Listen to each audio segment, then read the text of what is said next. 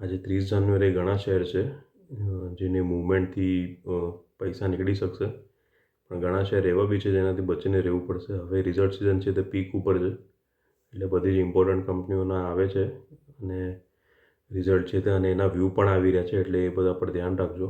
હવે ગઈકાલે જે કંપનીઓના ડિસેમ્બર ક્વાર્ટરના રિઝલ્ટ સારા રહ્યા એમાં એક હતું બજાજ ફાઇનાન્સ. એમનો પ્રોફિટ વધી ગયો 18%, એટલે વચ્ચે આનો ટાર્ગેટ ભાવ આ તે વચ્ચે તમારા પોર્ટફોલિયોમાં હોય તો રાખજો. બીજો વોલ્ટાસ, એ છે તે 27.6 કરોડની લોસમાં હતી, એની બદલે હવે એમને સીધી પ્રોફિટમાં થઈ ગઈ છે. 130.8 કરોડનો પ્રોફિટ થયો, એટલે આમાં બી કવરેજ વધારે જોઈએ છે બ્રોકરેજ હાઉસનું.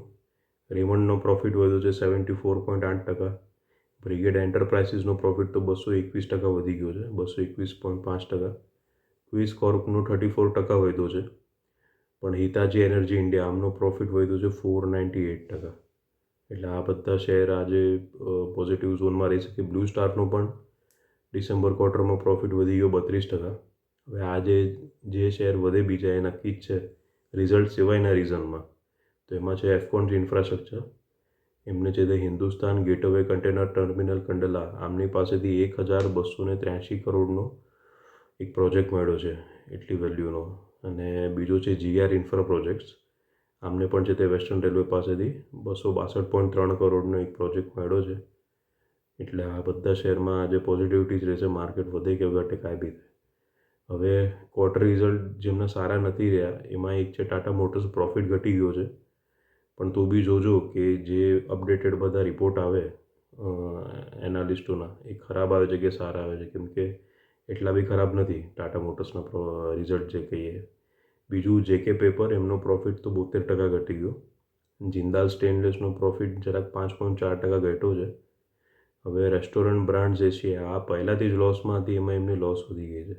પહેલાં 36.2 કરોડની લોસમાં હતી, હવે લોસ વધીને 50.4 કરોડ થઈ ગઈ છે. અને બ્લુ ડાર્ટ એક્સપ્રેસનો પ્રોફિટ 9% ઘટ્યો છે. એટલે આ બધા શેરથી બચીને જ રહેજો.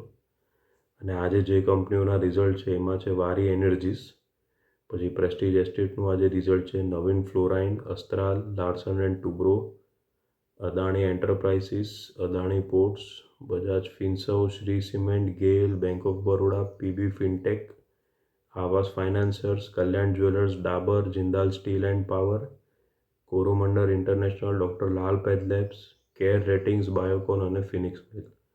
એટલે આ તો હું ખાલી મોટી કંપનીઓના વાત કરું છું, રિઝલ્ટ તો બહુ હોય છે.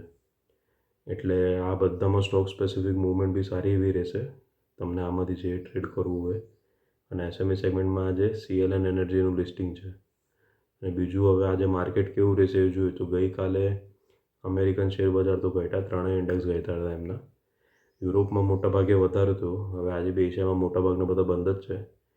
જે ખુલ્લા છે એમાં એક ઇન્ડોનેશિયા છે 0.72% માઇનસમાં છે, જપાન 0.20% પ્લસમાં છે. પણ આજે ગિફ્ટ નિફ્ટી બહુ ઉપર નીચે થઈ રહ્યું છે. સવારે 7:30 વાગે માઇનસમાં હતું, અત્યારે 8 વાગે 0.18% પ્લસમાં છે. એટલે આપણે હોપ તો કરીએ ગિફ્ટ નિફ્ટીને જોતા કે ગઈકાલ જેવી પોઝિટિવિટી રહે, પણ શક્યતા ઓછી દેખાય છે.